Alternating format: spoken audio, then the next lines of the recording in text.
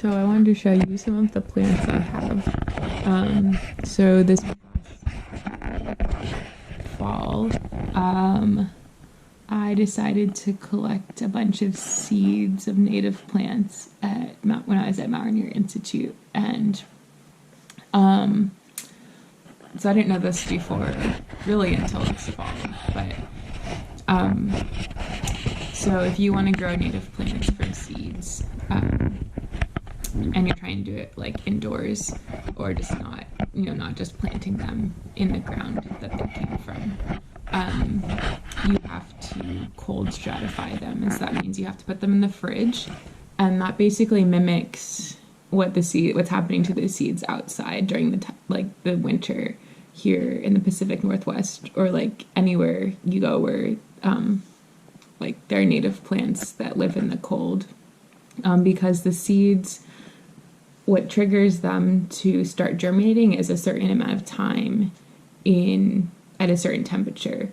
So each seed has a different, and each type of seed has a different germination period, and it's kind of neat. So I collected a bunch of maple, big leaf maple, well actually a lot of different types of maple. Big leaf maple, which is native to here, and then some non-native Japanese maple, and then some vine maple, which is native to here, as well as some Douglas fir seeds, which I don't have a lot of faith in those. I think the squirrels got all the good ones, and I got the leftovers.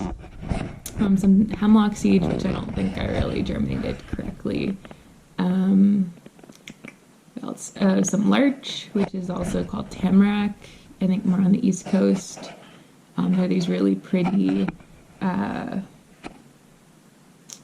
are they? They're coniferous trees that are not evergreen. They're deciduous, so they drop their needles in the winter, which is really strange.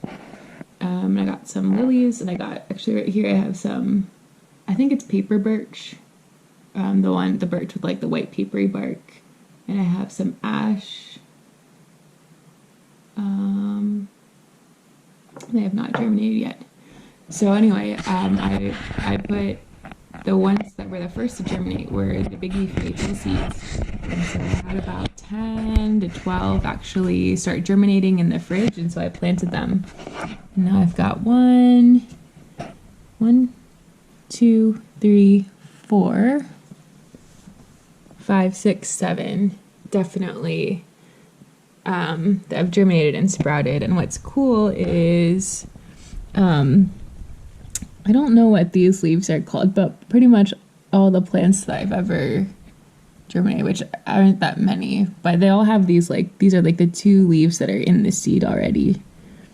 Or the first 2 that come out. I think there's a name for them, but I don't know.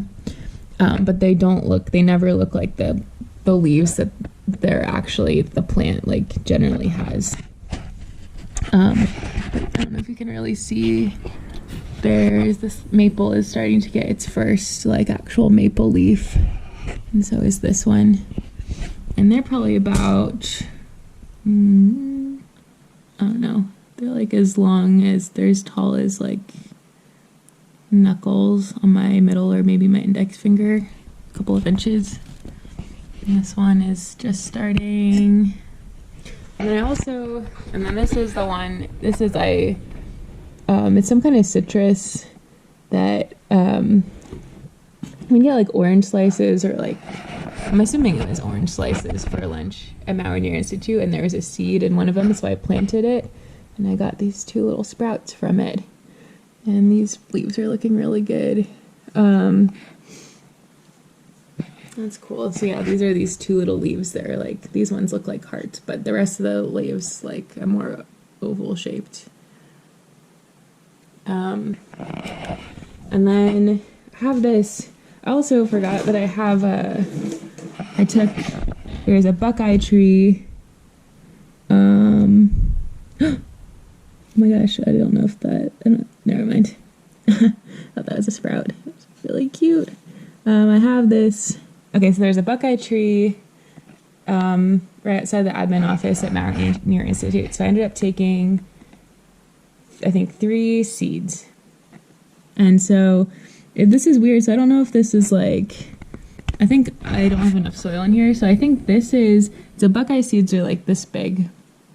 And I wish I had filmed it before I had planted it. But okay, so it looks like the way I planted it, and I think this is a root. I didn't know if it was like the root or the like actual sprout that was coming out first, and I think it was the root. So I planted it in a way that I think this is the root that it, like came up and is coming down because there are like little roots coming off of it. So I've been trying to cover it, but then there's this little part which I think is the little sprout. So this one I'm really hoping it does well. So I'm trying to cover it up and water it a lot. But yeah. Oh yeah, and then I bought this plant Wenatchee. It's grown a lot. It's called a Fittonia nerve plant, and it's like from South America somewhere. And when I went to the conservatory in Chicago, that's when the leaves fell off. Down there. They have these, I think it must be, I can't remember. So I think monoecious means there's like a male and female tree, and dioecious means that like a single tree will have both male and female like reproductive parts.